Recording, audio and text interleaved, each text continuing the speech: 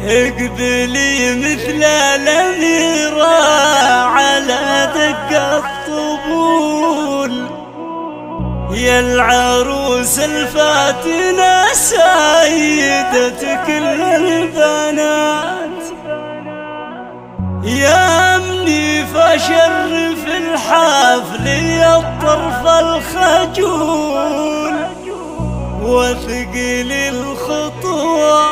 وتهداي على الدرب بثبات. اقبلي مثل الأميرة على دق الطبول،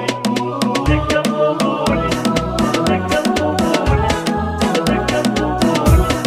دق الطبول. اقبلي مثل الأميرة على دق الطبول، يا العروس الفاتنة سيدة كل البنات. اقبلي مثل الأميرة على دق الطبول، يا العروس الفاتنة سيدة كل البنات، يا أمني فشرف الحفل يا الطرف الخجول، واثقلي الخطوة وتهداي على الدرب بثبات، والعبي يا بنت خلي العذارى في ذهول، لا لعبتي وقف لك جميع المعجبات، لا لعبتي وقف لك جميع المعجبات. اقبلي مثل الأميرة على دق الطبول، يا العروس الفاتنة سيدة كل البنات، يا أمني فزينك اللي سحر كل العقول، والله إنه خلى جمع البني يصبح شتات، انت شيخ مكرم الضيف من روس الزحول، عايد اللي في المواقف فعوله معجزات، وفرحي يا أمها أم سعد بنت الأصول، يلي وصفك يشبه الشمس في كل الصفات، يلي وصفك يشبه الشمس في كل الصفات. اقبلي مثل الأميرة